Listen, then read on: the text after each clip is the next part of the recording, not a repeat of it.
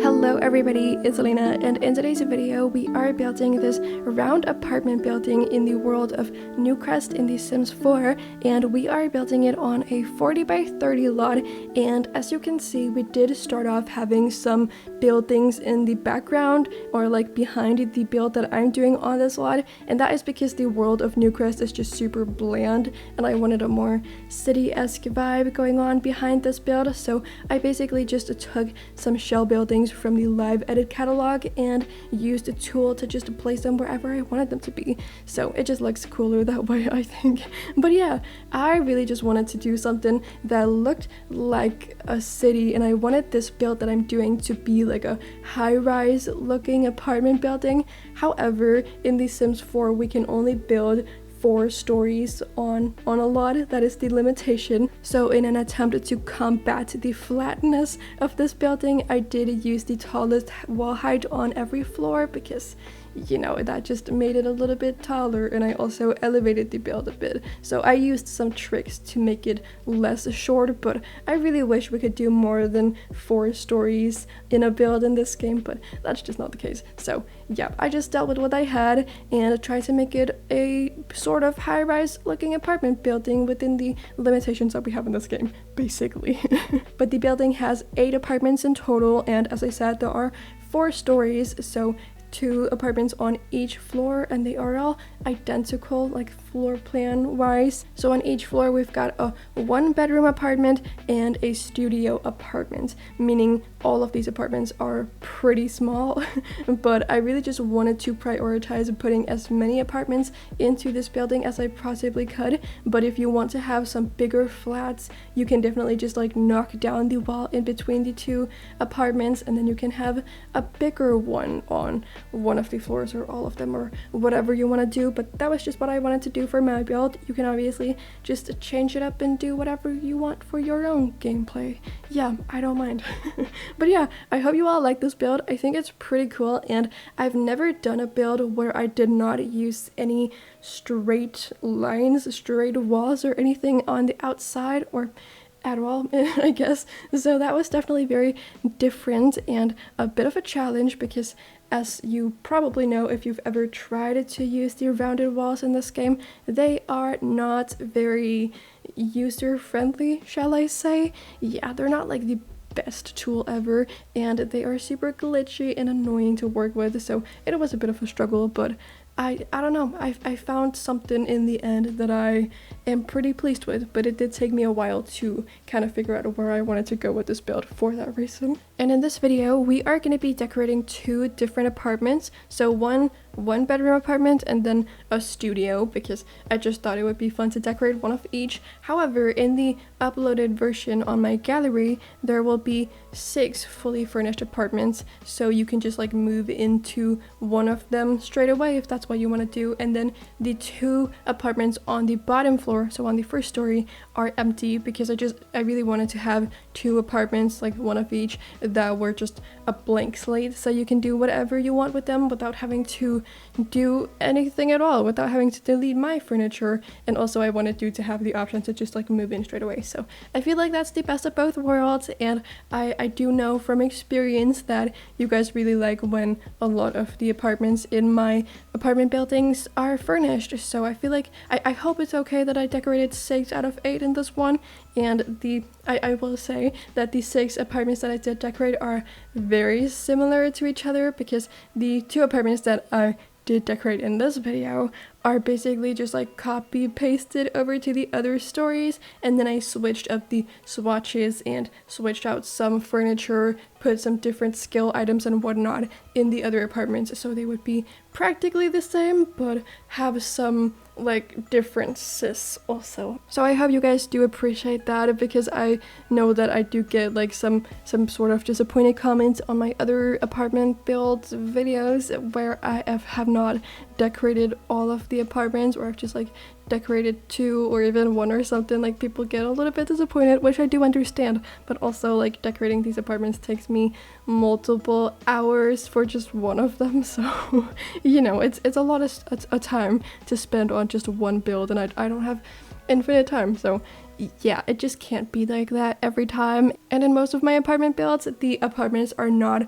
all identical in terms of like floor plan and size and whatnot, so I can't just copy and paste the furnished apartments over to the other apartments and then have them all be cool and furnished like that. It's not that easy, but I could do that today, so I decided to do that. Anyway though, I just want to say that I absolutely love The Sims 4 for rent so much. Like, I've been so obsessed with it ever since it came out, and I use the apartments so often, like literally all the time. I think that if I were to look back on all of the content that I've posted ever since December of last year when the pack came out, I feel like at least 40% of it would be apartment buildings, or at least like some kind of lot where the like apartment, like rental residential lot type is used, because I use it so often. I just have so many like apartment building ideas and like multi-unit lots ideas in my brain at all times, and I feel like I keep getting more of them, so I want to build with it all the time, and I can't stop. I love it. I thought that my obsession with it would end after maybe a couple months, maybe 3 at most, but it's been almost like 9 months now, and I love it so much. I'm so not done with it. I love that pack. Also, next month in September, The Sims 4 is gonna turn 10 years old. That is insane that they've kept up with this game for 10 whole years. I remember like a long time ago, 6-7 years ago or something, I remember that people were speculating about when The Sims 4 would come to an end, because it was around that time they would normally wrap up the game, because Maxis has normally focused on one iteration of the game for around 5 years, and then they've moved on to the next one. But now we've had this game for 10 years and we don't know anything about when The Sims 5 will come out, or whatever that game is even going to be called. Like, we have heard that around 2 years ago by now they announced that they were working on the new Project Renee game that people seem to think is going to be The Sims 5, but we don't really know when it's going to come out, at least not as far as I know. Like, I haven't heard anything about that, but I'm personally thinking that it could be at least like 2, if not 3-ish years more, like out in the future, so it's still far away. And we've had this game for so long, like it is old by now, and I love the game so much. I think it's great, but it's just wild because the first Sims game came out in 2000, then The Sims 2 came out in 2004, The Sims 3 in 2009, and then The Sims 4 in 2014. So there's like clearly a pattern that they've broken completely within the past 10 years. It's just wild that we've had this game for a decade. I don't know, I can't believe it. But yeah, it's just so cool to see the difference between the content that we got for the game in the beginning of its lifespan versus now. Like, the quality is just so much better. The amount of content that we get in one pack has, in a lot of situations, increased. I would argue that the amount of stuff we get in expansion packs has decreased, because in a pack like Get Together, which came out as the, I think, second expansion pack, had such an enormous world, and it has so much gameplay content and like a decent amount of build stuff and a lot of cast. Like, this pack was really large, and I feel like the packs that we've gotten within the past 3-4-ish years have really not been as big, but stuff packs have gotten so much better, and the amount of stuff that we get in them has also increased by a lot. So it's just really interesting to look at that. And another like way that you can easily compare the stuff that we got back in the day versus what we get nowadays is by looking at the base game hair compared to the hairstyles that we got in the new Love Strike pack and in Forband and in the Horse Ranch pack and all the like stuff packs and such that we've gotten. Like, the hair is just so much better, and the clothing is so much better. Everything is just a lot nicer to look at. So the game has definitely improved a lot over this past decade, and so many changes have happened to it, and it's just wild for me that it's the same game that I was playing all these years ago. And The Sims 4 came out when I was 11 years old. That's wild. I'm 21 now, and it's the same game that I'm playing. And I did not buy the game until the summer of 2015 because I really just loved The Sims 3, and I was just adamant about just keeping that one and not switching to The Sims 4. It took quite a while for me to be convinced to also buy The Sims 4. So yeah, it took me around 9 months, and I definitely was not done with The Sims 3 after that. I did definitely play The Sims 3 regularly until maybe like 2018 or something. Sadly, I don't really play it very often anymore because, you know, then I just started getting more busy. But I still love The Sims 3 so much. I have not opened the game in absolutely forever, which is such a shame. I really want to do that, but I feel like I don't have time. That's so sad. But yeah, I love the game and I wish I played it, and it's just so good. But I play The Sims 4 a lot nowadays. At least I build a lot in the game because of the channel, which I really, really love, but I don't really do a lot of gameplay because, again, you know, busy. Yeah, that's just the reality of getting older, isn't it? But I am very, very excited to see what the Sims team has in store for us on the 10th anniversary, because I'm personally expecting like a huge surprise of some kind. Like, I don't know if it'll be a really cool big update for The Sims 4 or potentially like an announcement of The Sims 5, a specific date, or just a year, specific time of some year. Like, I don't know how specific they'll be or if that's even what they're gonna do, but it would be pretty cool. And I don't know what to expect, but I definitely am expecting something big and cool for the 10th anniversary of the game. However, in February of 2020, The Sims franchise turned 20 years old, and I'm sure you guys probably mostly know this story, but for those of you who might not have been around at this time, that whole anniversary was such a fiasco because a lot of Simmers were expecting something really huge for that, because a 20th anniversary for the Sims franchise, that's big, that is huge, might I say. But basically all we got in the game was the infamous base game hot tub, which was just such a disappointing thing because we already had hot tubs in the game from the Perfect Patio stuff pack that came out in like, what, 2015 or something. So hot tubs were not new at all by any means. The only different thing was that we got one for the base game. So like, okay, who cares? And it's a hot tub for the 20th anniversary. Like, hold on, what are you doing? So I really truly hope that the Sims team learned something from that huge fiasco, that absolute flop of an anniversary, and they've got something cool in store for all of us on that day. I'm hoping it'll be something free, like a cool update, but I don't know. I guess only time will tell, but it is very exciting to me. By the way, I would love to know how you guys got into playing The Sims, because I love to hear that kind of stories. I think it's really, really interesting to hear when people got into the game and how they got introduced to it. And I'm fairly certain that the community grew a lot after the Sims 4 base game was made free a couple years ago, because obviously that allowed people to just very easily start playing, because if you had a PC that could run it or a console, then you could just download the game and get started. So, you know, made it very accessible. So I assume that a lot of people joined it at that time. But yeah, I would love to know your story and like how you got introduced to it and how you fell in love with the game, if you are a big fan of it, which I imagine that most of you are because you're watching a YouTube video about The Sims. Although I do sometimes get comments from people saying that they don't even play The Sims themselves, but they like to watch YouTube videos about the game, which I totally understand because I have a lot of like other games, or not like a lot necessarily, but I have some other games that I don't personally play really or very rarely, but I watch YouTube videos on them fairly frequently, like Planet Zoo, for example. I watch quite a lot of YouTube content about the game, but I very rarely play because, again, just don't really have that much time, and it's the kind of game that you have to like spend a lot of time in to even have a little bit of progress. So yeah, I don't really get to play all that often. I do sometimes, but yeah, not as often as I would like to, because I have so many things I want to do, but not that much time in the day. But that's just like the perpetual problem for humans, I think. So much to do, not a lot of time. Yeah, it's very sad. But yeah, I would really love to know your like Sims story, how you got into it. Mine is that in 2013, when I was 10 years old, I believe I was playing a lot of Minecraft at the time, and the way I played Minecraft is not in the way that you are supposed to play the game. I only ever played in creative mode, and then I built big cities, and I did not have any monsters in the game because they scared me a lot.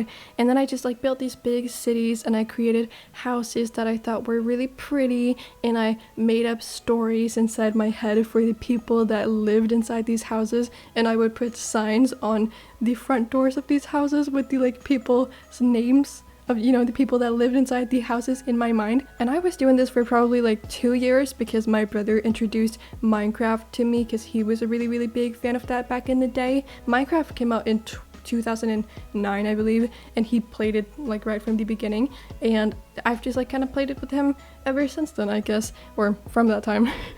And I started playing a lot by myself in around 2011, and then I did it like in creative mode only, and that was just really fun to me. So I basically played Minecraft as if it were The Sims, because I did not know that you could even find a game where you could like have people and make houses for them and just live in like a cute little fantasy world. I had no idea. So when I found The Sims, I think that I was on YouTube watching a Minecraft video, and I never really went on YouTube back in the day. That was just like not really something that I watched. But yeah, I was like watching something in Minecraft because my brother had recommended this creator to me, who I think his name was like Corrales or something. I could be very wrong about that, but he had showed a world that this man had made, and then he has also told me that he had a YouTube channel, so he told me to go watch some of his videos. And mind you, I did not speak English at all at this time, so I did not know what he was saying, but I was just admiring all of his builds and everything he had made in the videos. And then I think in the recommended box next to the video, I got a Sims video, so of course it piqued my interest and I clicked on it, and then up came this really strange video. Now looking back on it, I think it's so weird. Mind you, this was in 2013 and it was a Danish Sims video, and like Sims YouTube was not at all a thing in Denmark at this time. I don't know if it is these days, but definitely not at this time. And this girl, she was playing in such a weird way to me, because that's just not how I play at all. Like, she had these two Sims that, as far as I remember, were brother and sister, and one of them was dressed in completely a pink outfit and the other was dressed in a complete green outfit, and they were like called green and pink or something.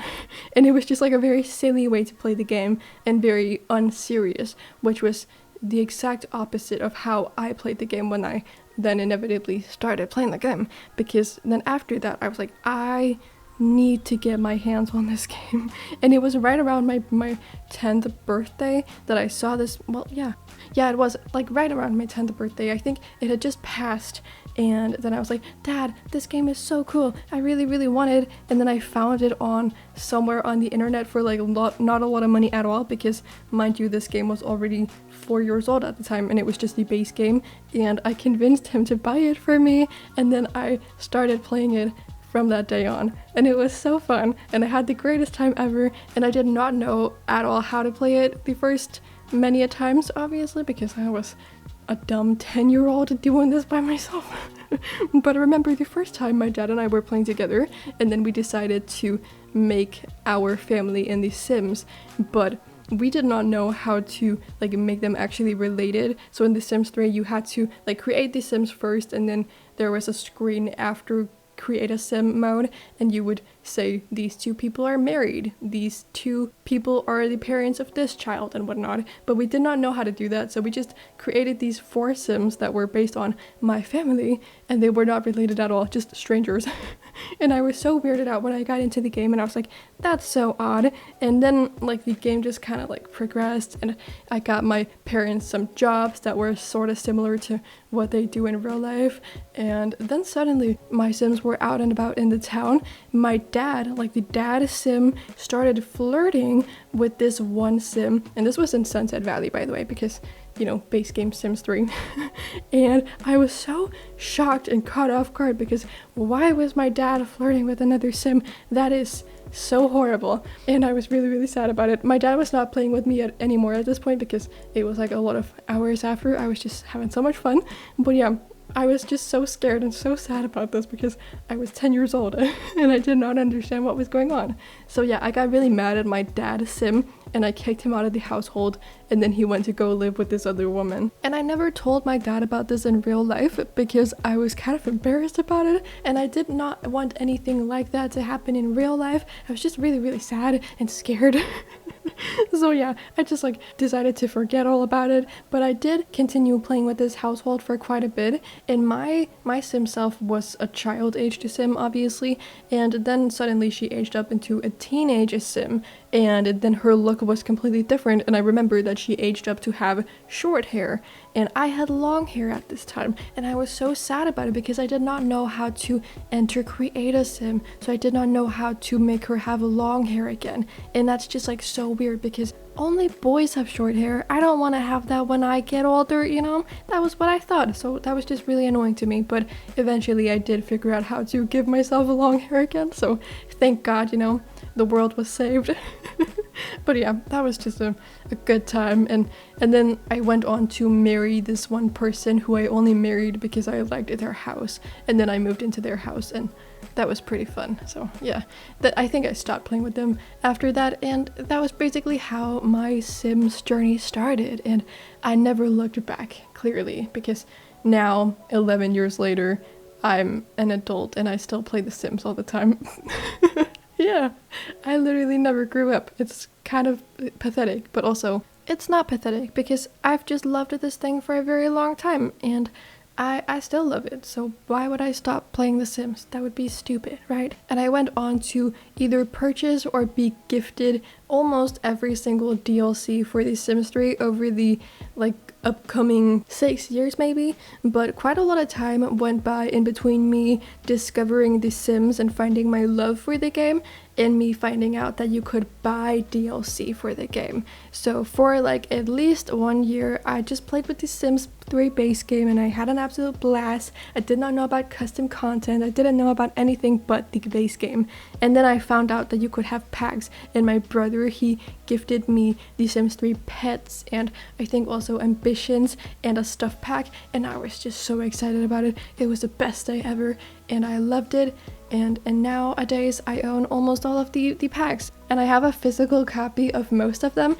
I think one of the only Sims 3 things that I don't have a physical copy of is actually the base game, because my dad and I just bought an online copy because I just really wanted to play with it then and there, and that's how we found this like cheap version of it. So yeah, that was how I got the Sims 3 base game. But right now I've got all of the physical copies right here next to me on a shelf. I've got them all displayed because I don't know if you gathered this from this whole video, but I'm actually like a really big fan of The Sims 3. I love that game. The shelving system that they're displayed on is full of just like my most prized possessions, the things that I love the absolute most in this world, so that should tell you enough about how I feel about The Sims 3 and The Sims franchise in general. I'm a pretty big fan.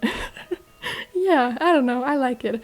Also, my brother was so nice to me and gave me all of these copies as a surprise, which was just so kind of him. But do not get it twisted, because he was always really, really mean to me. And whenever we were playing Minecraft, or when I was playing Minecraft, he would very frequently ask if he could join me and he could enter my server, because he was really, really good at building and he had a lot of mods, so he could do it in a way more efficient way, and that was really, really cool, and I wanted his help so badly. But almost every time he did that, he would start spawning monsters and allowing them to come in, and it scared me so much.